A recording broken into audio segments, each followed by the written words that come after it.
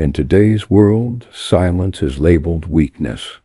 But what if silence is actually the strongest boundary you'll ever set? We live in an age where everyone overshares, argues online, and explains themselves endlessly. What if the most radical move is to stop explaining at all? Modern society tells you to always be available, always be responsive. But have you noticed? The more accessible you are, the easier it is for manipulators to control you. Welcome to Stoic, the channel, where we turn timeless Stoic philosophy into modern strategies for clarity, strength, and unshakable peace. Here, we don't just talk about self-mastery, we practice it. Toxic people don't need to destroy your life in one dramatic move. They only need a small crack in your defenses.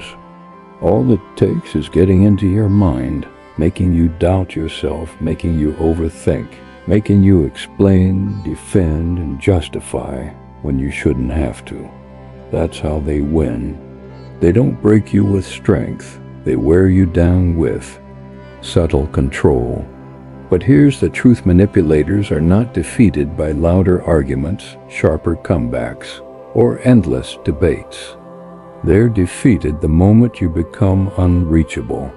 And that's exactly what strong psychological boundaries give you. Boundaries don't just shield you. They make you invisible to the ones who thrive on your chaos. They strip toxic people of their favorite weapon, your reaction. Think about it. They poke, they provoke, they throw in sarcastic digs or guilt trips. Why? Because they're not searching for truth, they're searching for a reaction. The minute you give it, you've already handed over control. This is where Stoicism comes in, not as a cold detachment, but as a disciplined composure, calmness rooted in strength, not weakness. Toxic people expect yelling, defending, or explaining. What they fear is silence, stillness, and unshakable calm. Because once you stop feeding the fire, their game collapses. Epictetus once said, "If someone succeeds in provoking you, realize that your mind is complicit in the provocation." In other words, they can light the match, but it's your choice whether the fire burns. And when you master this choice, you become untouchable. Guilt trips no longer sink in. The silent treatment no longer creates panic. Manipulative blame shifting no longer sticks. You rise above the drama, not because you don't feel, but because you choose not to waste your energy where it doesn't belong. Let's make this practical. Imagine someone says to you with that smug tone, "Oh, I see, you're too good to care now." Most people would instantly bite the bait, trying to explain or defend. But someone who has trained their boundaries pauses, breathes, and calmly replies, "Believe whatever you need to." No raised voice, no explanation, just calm certainty. That isn't cold, it's freedom. You've just denied them the very thing they crave, emotional engagement. How do you build this kind of strength? You train it like a muscle. First, pause before you respond. Even a few seconds of silence shifts the power back to you. Second, breathe. Get out of your head and into your body. Feel your feet on the ground. Slow your heartbeat. Third, name the trigger to yourself. This is bait. I don't take bait. Fourth, speak less and observe more. Your control lies not in defending, but in refusing to be pulled in. With practice, something incredible happens. You stop being reactive and you start being selective. You still feel emotions deeply, but you choose where to place them. You stop being a puppet pulled by other people's strings. You stop living at the mercy of their storms and start designing your own inner climate. And here's the paradox. Silence isn't weakness. It's not avoidance. It's one of the highest forms of emotional intelligence. It says without words, I see you. I know what you're trying to do, and I refuse to play. In a world addicted to noise and conflict, silence is rebellion. And for toxic people, your silence isn't emptiness, it's psychological warfare. It's the one thing they cannot handle, because it starves them of the power they thought they had over you. Toxic people aren't afraid of conflict. They're afraid of losing access. Confrontation doesn't scare them, disconnection does. These people rely on knowing what you're feeling, what you're thinking, and which buttons they can still press. That's why your silence becomes their nightmare. The moment you stop explaining yourself, they realize, I no longer have access to this person's reality. And for someone who thrives on control, that realization is devastating. Why does silence cut so deeply? Because it removes the mirror they depend on. Narcissists and manipulators live through reflection. If you scream, they feel significant. If you cry, they feel powerful. If you argue, they feel superior. But when you remain still, when your face doesn't shift, when your words never come, they're left with the only thing they've been running from themselves. And toxic minds despise silence because silence forces them to hear their own chaos. Picture this. You're being gaslighted. They say you're too sensitive. I never said that. You know it's a lie. Every part of you wants to argue, to prove your reality. But instead you meet their eyes, stay silent, and walk away. In that moment you didn't just protect your peace, you shattered their illusion of control without raising your voice. That's not weakness. That's spiritual discipline in motion. You refuse to play a rigged game. Silence, in this sense, is not a sword but a shield. People often confuse silence with passive aggression. But in Stoicism, silence is containment, the strength to feel anger without being consumed by it, to hold your ground without needing to dominate. It's the quiet declaration. I don't owe you my energy, my presence, or my words. That is what true self-mastery looks like. So how do you cultivate this silent power? Know when to stop talking. Not every misunderstanding needs your defense. Let silence stretch. Don't rush to fill the void. Let them sit in it. Guard your body language. Keep still posture, steady breath, no flinching. Exit with clarity. Walking.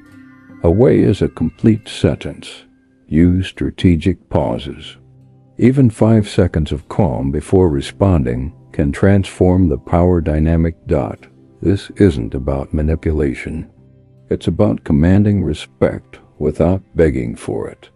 Because silence without inner strength is just avoidance. But silence with discipline, that's liberation. It's a statement. I decide who gets access to my emotional space. You don't do it to punish them. You do it to protect yourself, your clarity, your regulation, your peace. And here's the brutal truth. Detachment is not indifference. It's the ability to care without collapsing.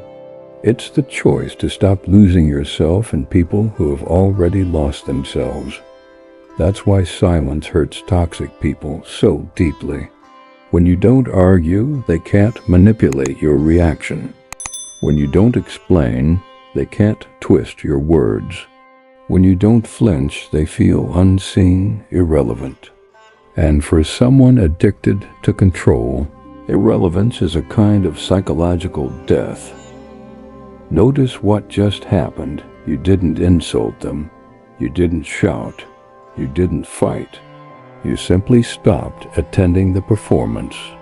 And in that refusal, you won. But let's widen the lens. In today's world, the problem is even bigger. We live in an age of constant connection.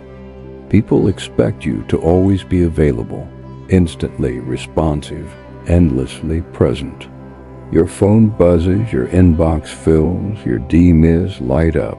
Availability has become the new form of submission, and toxic people exploit this better than anyone.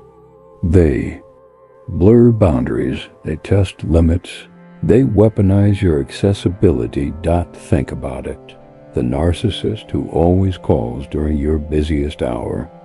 The drama-filled friend who unloads their chaos the night before your big presentation. They don't respect your time because you haven't required them to. And here's a timeless Stoic principle. You lose power the moment you become too easy to reach. This is where strategic withdrawal comes in. The Stoics never tried to be everywhere for everyone. They weren't obsessed with performance. They were devoted to presence. They treated their energy as sacred, their time as limited, their peace as non-negotiable. They practiced intentional withdrawal, not out of ego, but out of wisdom. And here's what happens when you reduce your emotional availability. Toxic people panic, not because you've disappeared, but because they can no longer dictate the terms of when and how you show up. At first, they get louder. They text more, they guilt trip harder. They accuse you of being cold. But eventually they realize they no longer own your rhythms. You've shifted the power. You've become sovereign. Here's a real-life example. Imagine you used to respond instantly to every angry text. Now, after building this boundary, you read it, breathe, and reply hours later or not at all. At first, they rage. But slowly, they learn, I don't control the terms anymore. That's the shift. And let's be clear, unavailability isn't neglect. It doesn't mean you cut yourself off from the world. It means you choose when and where your energy goes. It means you live on your time, not theirs. Unavailability does not mean rejecting the world or isolating yourself from real connection. It means you stop giving explanations to people who twist your words. You stop attending arguments you never signed up for. You stop treating your emotional presence like a public utility, free and open to anyone who demands it. Instead, your attention becomes something earned, not expected. This is the difference between being like a candle left in a hallway, always exposed, always burning for whoever passes by, and becoming a guarded flame in a sanctuary, protected, intentional, and sacred. So how do you enforce this kind of boundary without guilt? Start here. Delay your response.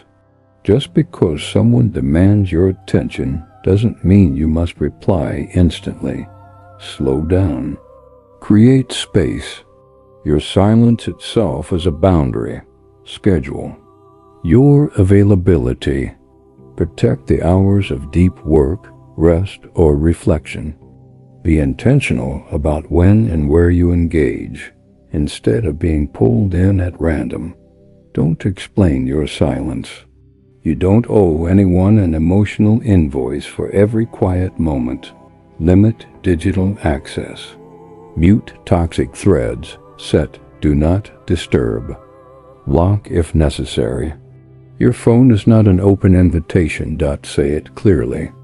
A simple, I'm not available for that, is powerful, final, and requires no further justification. This isn't cruelty. It's self-respect in action. And here's the psychological shift.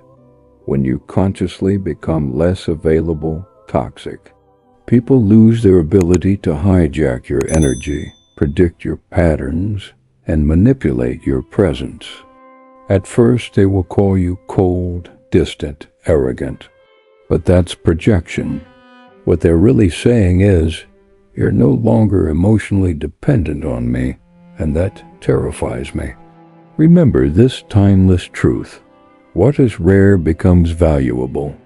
What is always available becomes expected, then taken for granted, and eventually exploited.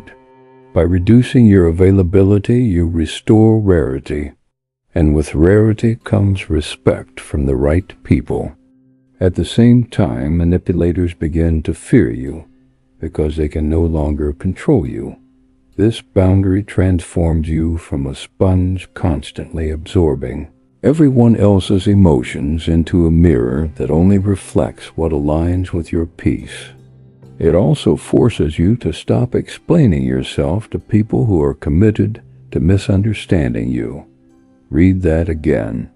Because one of the most exhausting traps toxic people set is convincing you that you owe them a reason, a justification, an emotional receipt for every boundary you set. And if you fall into that trap, you'll spend your life negotiating your peace with people who never intended to honor it. Why is explaining yourself so dangerous? On the surface, it looks polite. But in toxic dynamics, explanation is simply another door you've left unlocked. Each explanation is an opportunity for them to twist your words, interrupt your reasoning, gaslight your reality, or plant seeds of doubt in your mind. That isn't dialogue. That's control disguised as conversation. This is why the Stoics emphasized silence over justification. A Stoic mind doesn't need the world to approve it, only needs to know what is true. When your decision is based on clarity, values, and peace of mind, you don't owe anyone a courtroom defense. You simply act. That is quiet confidence. That is spiritual discipline. That is emotional intelligence in motion. But here's what toxic people count on: your guilt reflex. They know that if they push the right button, you'll cave, you'll over-explain, second-guess, or soften your boundary. They don't want truth. They want leverage. That's why the next time you feel the urge to explain yourself, you must pause, breathe, and remind yourself this boundary is not up for discussion. Take a personal example. Imagine a controlling ex keeps texting, "Why are you ignoring me? I just want closure." Every part of you feels pulled to respond, to be polite, to end things properly. But deep down, you know the truth. This person never respected your peace before, and they're not seeking closure. Now, they're seeking fuel. So instead of explaining, you either say nothing at all or you send a short, final, "I'm not available for this conversation. Take care." No debate, no guilt, no further contact. That's not cruelty. That's high-level emotional detachment. Because here's the principle that changes everything. No is a complete sentence. No is not the start of a debate. It is the end of a transaction. You don't need to justify why you don't want to engage, why you don't feel safe, or why you changed your mind. You can simply say, "I'm not comfortable with this," or "This isn't something I want to participate in," or simply, "No, thank you." Then stop. Silence is where your power consolidates. It's the space where manipulation withers and dies. How do you strengthen this boundary in practice? Pre-commit to your no. Decide in advance where your line is so you're not caught off guard. Speak briefly, calmly, and with finality. No apology in your tone, no room for debate. expect pushback, and then say nothing more. Let their discomfort remain theirs to carry. Journal your triggers. Identify where guilt creeps in, because those are the exact places you're most vulnerable to manipulation. Validate yourself internally. Repeat this truth: my peace does not require their approval. This is the foundation of self-mastery, and most people never build it because they're addicted to being liked. But when you finally make the shift from seeking approval to choosing autonomy, something profound happens. You reclaim enormous amounts of mental bandwidth. You stop overthinking how you're perceived. You stop wasting energy trying to craft the perfect sentences just so no one can misunderstand you. Instead, you begin to live from the inside out, rooted in principle, not popularity. This is the true Stoic ideal. What you think of me is none of my business. That's not indifference. That's radical emotional independence. And here's the truth: toxic people will react badly when you stop explaining. They'll accuse you of being cold. They'll say you've changed. They'll tell you that you don't care anymore. Let them talk. What they're really admitting is this: I can no longer control you through your need for my approval. Their loss of influence feels like irrelevance, and that is their nightmare, not yours. Understand something important. Toxic people don't just hurt you.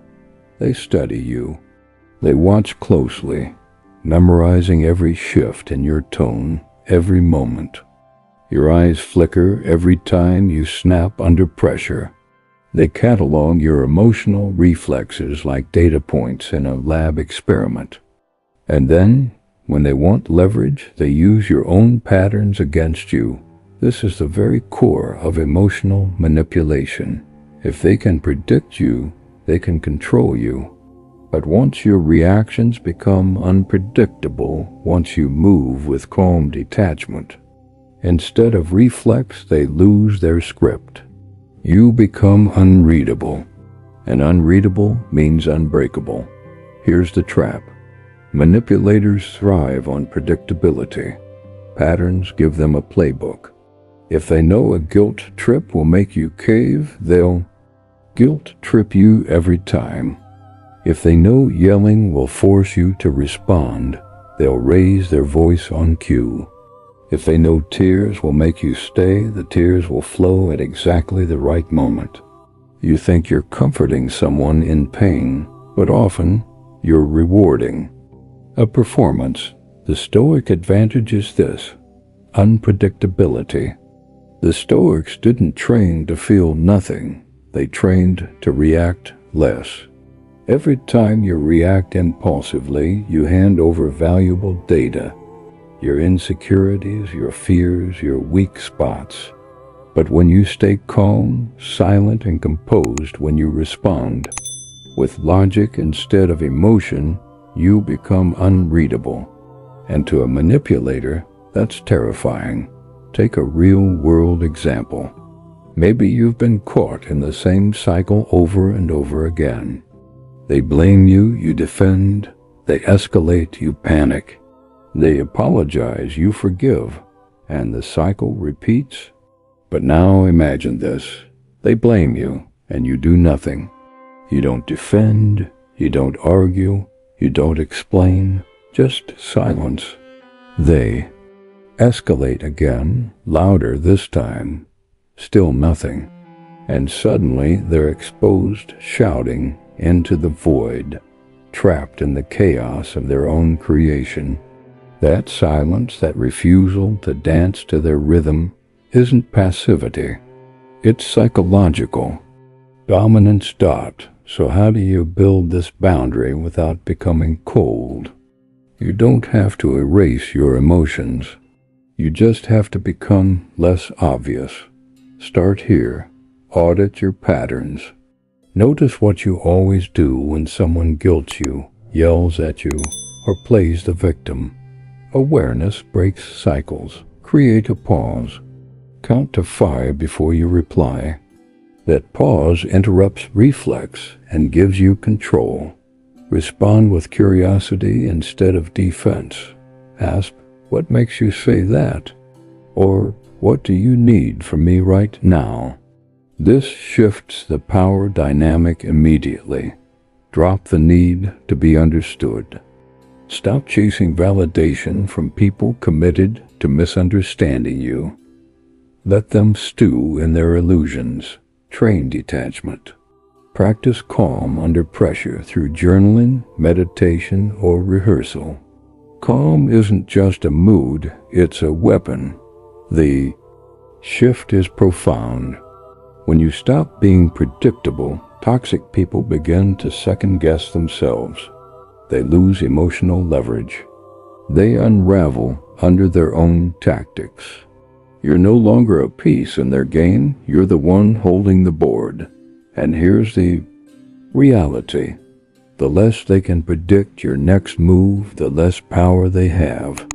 You don't need to show every emotion you feel. Because in a world where emotions are often weaponized, stillness becomes your greatest shield. Predictability is weakness. Stillness is power. Let them wonder what you're thinking. Let them waste their energy trying to provoke you. Let them exhaust themselves trying to pull a reaction that never comes. You're no longer one of their pawns. You've become the one setting the rules of the game. And the power of unpredictability is this. Once they can no longer anticipate you, they realize they never truly had you. That realization doesn't just frustrate them, it haunts them. So remember, not everything that provokes you deserves your attention. In fact, the most powerful response in a toxic dynamic is no response at all. Because toxic people don't feed on truth. They feed on your energy, your confusion, your anger, your need to be heard. When you stop supplying that energy, when you respond with silence instead of sparks, you don't just walk away from the game. You flip the entire board upside down. Every encounter with a manipulator is not truly a conversation. It's an energy exchange. You give emotion, they take control. You give defense, they take advantage. It's a transaction where your emotions are the currency. And here's the game changer. When you go completely still, you end the transaction. You shut down the emotional bank, and suddenly they're bankrupt. One of the greatest misconceptions today is that emotional intelligence means emotional availability. People assume being emotionally intelligent requires constant empathy, endless explanation, and unlimited patience. But that's not intelligence, that's servitude. True emotional intelligence is not being endlessly open. It's knowing when to engage, when to detach, and when silence speaks a truth deeper than words ever could dot in toxic dynamics. Silence isn't passivity, it's precision warfare. When they push, you don't move. Imagine a narcissist throwing hooks at you. You've changed. You're so cold now. You never really cared, did you? You'll feel that familiar pull, that urge to correct the record, to defend yourself. But instead, nothing. No reply, no expression. Not even a flicker of energy. To them, that's not silence, it's starvation. And starvation terrifies manipulators because their power only survives as long as you feed it. No reaction means no fuel. No fuel means no fire. Take this true story. A woman once told me about her narcissistic ex who, after she cut contact, sent her 10, sometimes 30 messages a day. They weren't angry messages, they were emotional hooks. I miss you. You always understood me. I'm broken without you. Dozens of times she almost replied. But one day she realized, this isn't love, this is control. So she didn't block him, and she didn't reply either. She left every message unread. 3 days later, the tone shifted. You're cruel. You're heartless. You're not the person I thought you were. That's when she knew her silence broke him. Not because she wanted revenge, but because she refused to trade her peace for his validation. This is why Stoic silence is more devastating than rage. People fear silence more than confrontation, because silence leaves them face to face with themselves. Manipulators thrive on external chaos so they can avoid their internal disorder. When you stop giving them chaos, you trap them with their own reflection. And toxic people can't stand that. The Stoic mindset is simple. I don't need to win the argument. I just need to win myself back. Of course, silence like this takes discipline. Your nervous system has been trained to react, because reacting once kept you safe. But transcendence requires retraining. You need to build the no-reaction muscle. Breathe before reacting. 3 deep breaths before answering anyone can change the outcome. Name the game. Ask yourself, is this a real need or a manipulation? If it's manipulation, the correct answer is silence. Sit with discomfort. Silence feels wrong at first. That's not truth, it's the trauma bond pulling at you. Create a detachment ritual. When triggered, walk, journal, or move your energy elsewhere. Don't release it at the manipulator. Visualize yourself as a mountain, still, grounded, unshaken. No matter how hard the wind blows, your silence speaks. I see you, but I no longer belong to you. And that's the reframing you need. Silence is not avoidance. Silence is mastery. Not reacting isn't weakness. It's how you protect your energy. Every time you choose stillness, you're reminding yourself, inner peace matters more than external approval. Words can be twisted. Tone can be weaponized. Reactions can be exploited. But silence is untouchable. It's bulletproof. And when your silence becomes consistent, manipulators eventually stop testing you because the lesson has been learned. You can no longer be moved. You are no longer theirs to manipulate. Here's the deeper truth. You are not obligated to hand your full self to every person you meet. Your energy, your fears, your dreams, even your scars, they are sacred. But the moment you start pouring them out indiscriminately, you give away something priceless: power. Toxic people don't just crave access to your time. They crave access to your emotional blueprint. They want the full download. They study your fears, memorize your soft spots, weaponize your story. That's why one of the most powerful Stoic boundaries is controlled exposure. Not everyone deserves access to all of you. Here's why. The more they know, the easier it becomes to manipulate you. They learn what triggers your guilt, what makes you second-guess, what makes you desperate to be liked. Toxic people are psychological hackers, and oversharing is the backdoor key. The more you give, the less you own. But when you practice emotional minimalism, when you give less, they have less to work with. You become unreadable, and unreadable people cannot be controlled. This is emotional intelligence in its truest form. Selective exposure.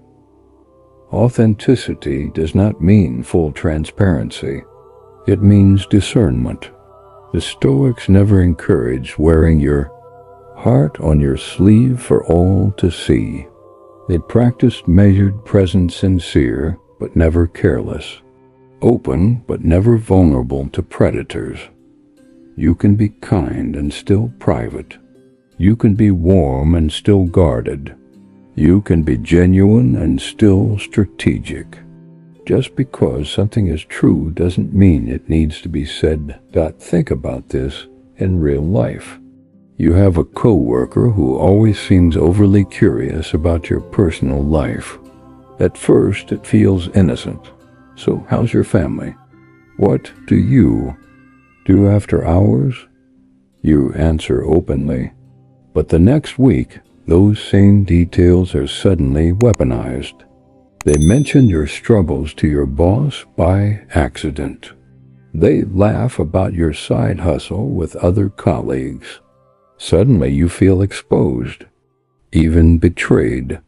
The mistake wasn't trusting them, it was overexposing yourself before testing them. That single moment delivers a brutal Stoic lesson. Not everyone deserves the truth of you, and some never will. This is where the 3 tiers of access come. In public access, casual interactions, light friendliness, no vulnerability, tested trust, slowly earned through consistency, safety, and emotional maturity, sacred inner circle, reserved only for those who prove loyalty over time. The boundary of controlled exposure is knowing what to share, who to share it with, and when to stop giving without ever needing to explain why. Ask yourself, do I feel drained after conversations with certain people? Do I overshare just to feel accepted? Do others know more about me than I know about them? If yes, then you're bleeding emotional energy. It's time to recalibrate. So how do you build this boundary without coming across as cold or fake? You don't have to shut down completely. You simply shift from default openness to intentional release. Here's how. Delay disclosure. Take time to observe someone's emotional maturity before sharing personal details. Mirror before you reveal. Notice how much they share before you decide to trust them. Use ambiguity wisely. You don't have to lie. Simply say, I'm working on some personal goals. Leave it there. Watch their behavior. If they gossip to you, they'll gossip about you. Always be selective with vulnerability. Vulnerability is powerful, but only in the right container. This isn't manipulation, it's spiritual discipline. When you master controlled exposure, everything shifts. You become unreadable to manipulators. You become mysterious to energy vampires. And you become magnetic to emotionally intelligent people. Why? Because restraint signals self-mastery. And in a world where people overshare constantly, self-mastery is rare. Rare is valuable, and valuable is always respected. Remember this truth. You don't owe anyone full access to your soul. In a culture of oversharing, your silence becomes sacred. In a society addicted to instant intimacy, your discernment is revolutionary. You don't need to fake small talk. You don't need to trade trauma for connection. You don't need to bleed just to feel seen. You can protect your essence. You can remain whole. You can choose who gets access, and in doing so, you reclaim a truth that sets you free. I am not for everyone, and that is my strength. Here's where another silent skill comes in, one that the most powerful people share. It's not loud. It's not aggressive. It doesn't need to crush opponents or dominate debates. It's the ability to redirect. Redirect the conversation. Redirect the energy. Redirect the focus without ever lowering your standards. Why is this skill so crucial? Because toxic people thrive on hooking your attention. They provoke, guilt trip, drop subtle jabs, and ask loaded questions like, "So, you think you're better than everyone now? Why are you acting distant? Oh, I guess you just don't care anymore." These aren't genuine questions. They're traps, psychological scripts designed to cast them as the victim and you as the villain. And the moment you explain, justify, or soften, you've already lost the frame. Here's the Stoic truth. Stoic doesn't win arguments. A Stoic refuses to engage on terms that cost them inner peace. This is the essence of redirection.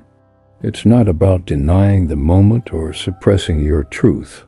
It's about calmly refusing to play someone else's game.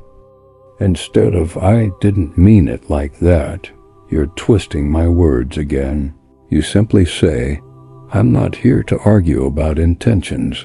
I'm here to grow." Instead of "No, I'm not ignoring you, I've just been busy," you say, "I manage my time based on what protects my peace." Short, clear, closed. No emotional payoff for the manipulator. No entry point for chaos. Let's look at this in action. Situation 1. Passive-aggressive guilt trip. Them must be nice to ignore. Everyone and live in your own little world. Weak response. "I'm not ignoring you. I've just been busy." Don't take it personally. Stoic redirection. I protect my space. It's nothing personal, it's essential. Situation 2. The gaslighter. Them. "You're too sensitive. I was just joking." Weak response. "It didn't feel like a joke. You always say things that hurt." Stoic redirection. Respect isn't a joke to me. That's my standard. Situation 3. The one who demands an explanation for your peace. Them. You've changed. You're not as available anymore. Weak response. "Yeah, I've just had a lot on my plate, I guess." Stoic redirection. I've grown. My priorities reflect that. Every redirection does two things. First, it reclaims your emotional authority. Second, it closes the door on manipulation with quiet confidence. Why does redirection work? Because it starves toxic people of the one thing they crave most: your reactivity. Reacting is surrender. Redirecting is strategy. The moment you redirect, you hold the frame. You decide the energy. You choose whether the moment stays calm, rises to chaos, or dissolves into silence.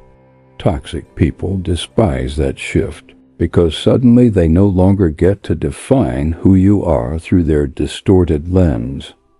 Redirection hands them a mirror, and in that mirror they see their own chaos reflected back. It's not just clever communication, it's psychological warfare with absolute composure. How to build the redirection muscle. Like any discipline, it takes practice. Pause before responding. Stillness is power. A single deep breath can protect your peace. Memorize your go-to redirects. That's not a conversation I'm open to. I'm not explaining myself again. Let's not turn this into drama. I value calm. Stay firm, not defensive. Redirection isn't combat. It's composure in motion. Don't over-explain. The less you say, the more powerful your boundary becomes. Reinforce with presence. Eye contact, calm tone, steady posture. Your body language must align with your words. A powerful example. One community member shared how she always got trapped in endless arguments with her narcissistic sister. No matter what was said, the conversation twisted until she found herself apologizing for things she never did. One day, she broke the cycle.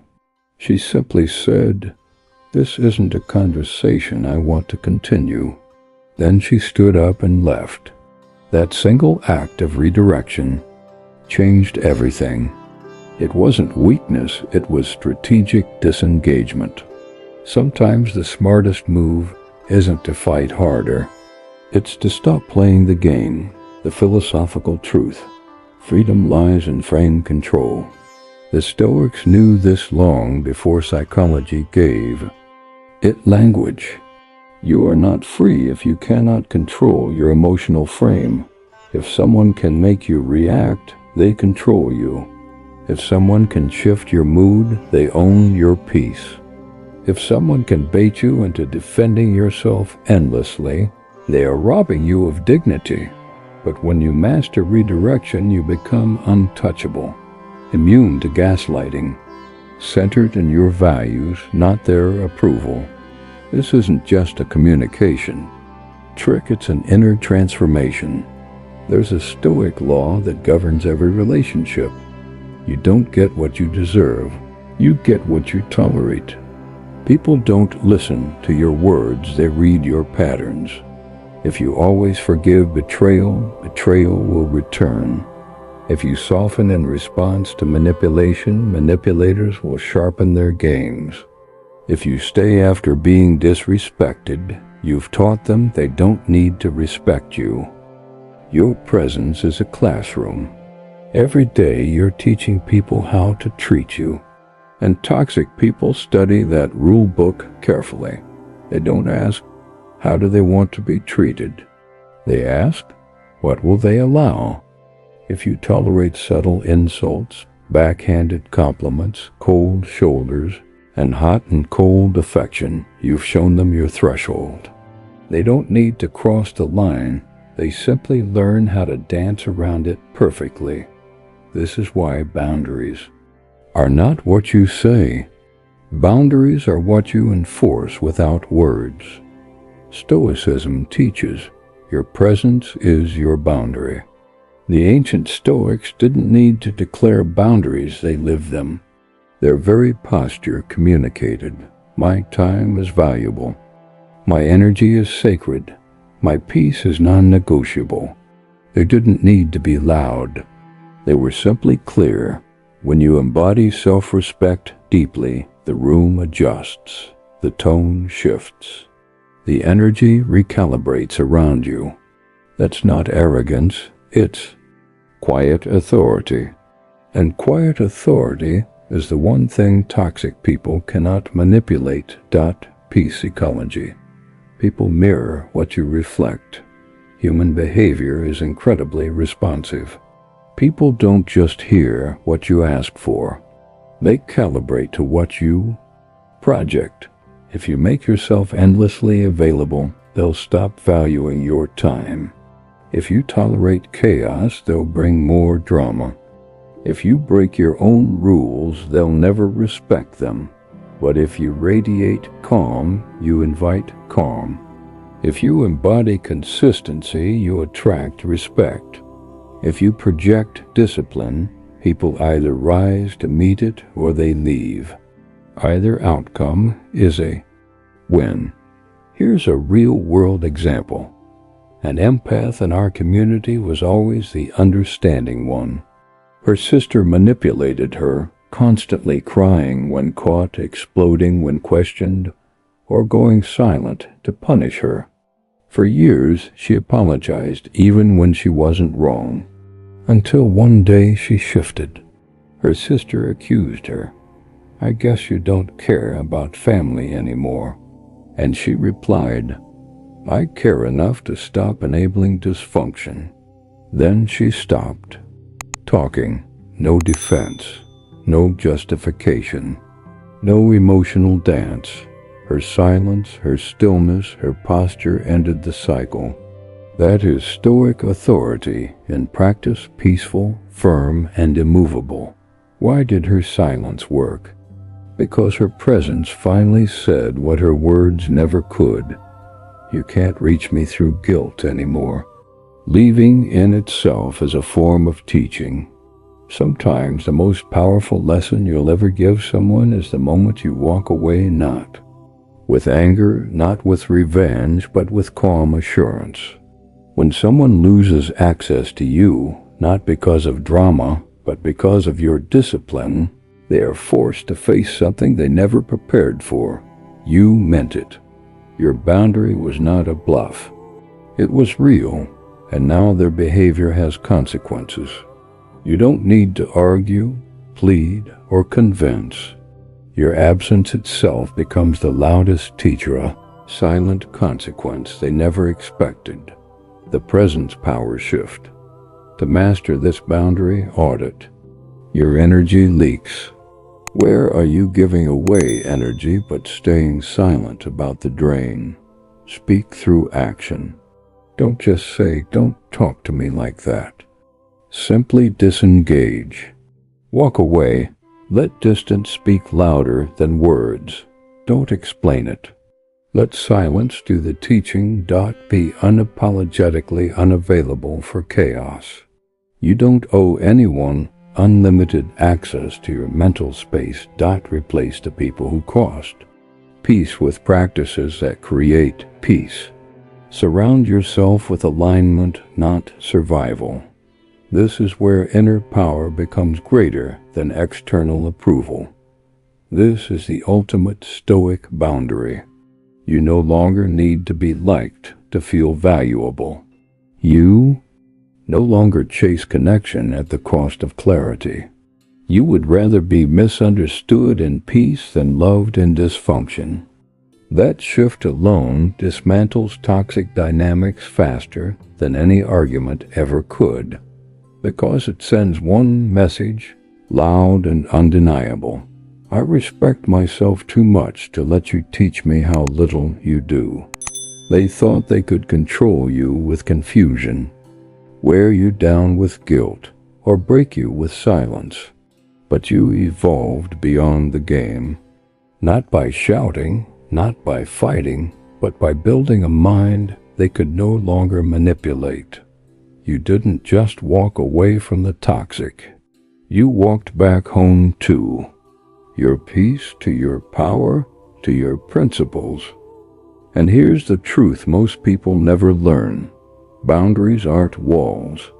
They're bridges that lead you back to your highest self. When you master these 7 psychological boundaries, you stop managing chaos and start commanding your life with clarity, courage, and calm. So let them wonder why you changed. Let them question why they can't access you anymore. Let your silence become the loudest boundary of all, because now you no longer need to prove your worth. You live it. And if this message struck something deep within you, don't just scroll away. Go back. Rewatch the 7 boundaries. Share. This was someone who is still trapped in emotional warfare. And most importantly, subscribe if you're ready to live with unshakable clarity and stoic power every single day. Because here on Stoic Craft, we don't just talk about self-mastery. We practice it, quietly, firmly, until the results echo louder than words ever could.